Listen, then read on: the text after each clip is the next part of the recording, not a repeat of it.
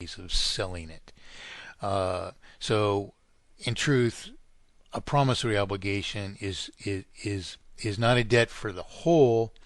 It's only a debt for what you have consumed and haven't paid for yet. And of course, this accounting system under mathematically perfected economy, uh, being as it would automatically execute the payments. The software can even look ahead and see that this person is exhausting their resources and ability to do so. Can even foresee problems, and resolve them ahead of time. Uh, what's more, under mathematically perfected economy, the remaining value of the property is always sufficient to recoup or protect the society against any loss because the remaining value is equal to the remaining obligation. What's more, that and that alone, that this obligatory schedule of payment is the only justice. The obligor pays for what they consume as they consume of it, and no more than that. Whereas the real creditor has been paid in full, and this obligatory schedule of payment, being as it maintains this perpetual one-to-one-to-one relationship, uh, preserves all of the justice, which is a concern of both the obligor and the creditor, in that it's the only prescription which maintains both the disposition and integrity of the circulation. So that's it in a nutshell. You need to recognize, we need to recognize altogether, and in part that means then that we have to hold each other accountable for accountable arguments, accountable positions, because flawed arguments, deviation from this fact of singular solution, are offenses against all of us. Because under a republican form of government, uh, uh, unaccountable positions deny the rest of us our rights. So this is a reason that we are implementing this through this mandate for mathematically perfected economy and absolute consensual representation.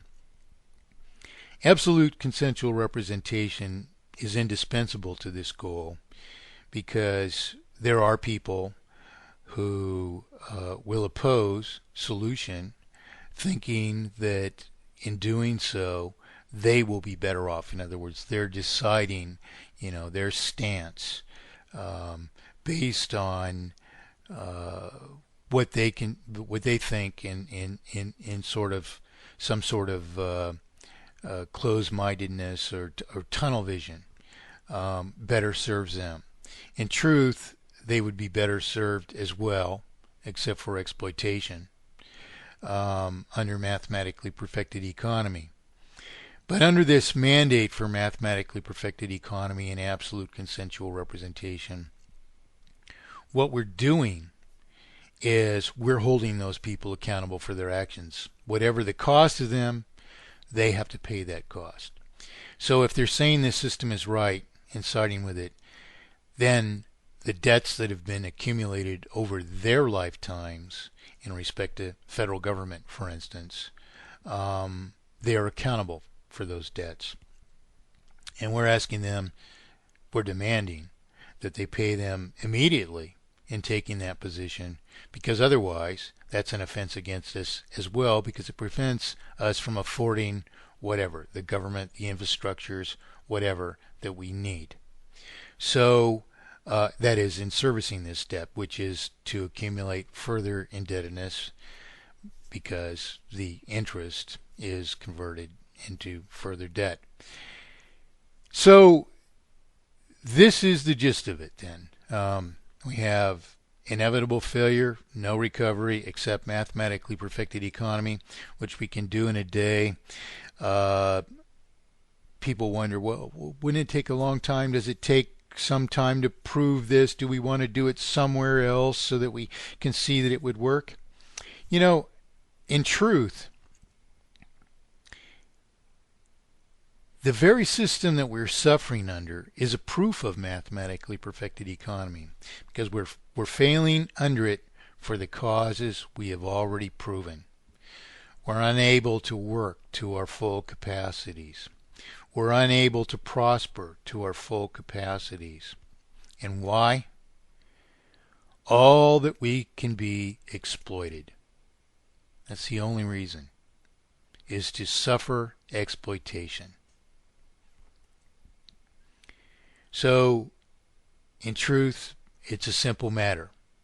You decide to elect people to power, and you back them up by signing this mandate for mathematically perfected economy and absolute consensual representation, where we the people will hold our governments accountable, finally, to represent us. Anything and everything that they do is subject to public affirmation. They have no authority whatsoever from this day on that you sign this mandate, ever, ever, ever again, to commit treason against us. Thanks again for listening. It's an honor to be heard regarding the most vital matters of our time.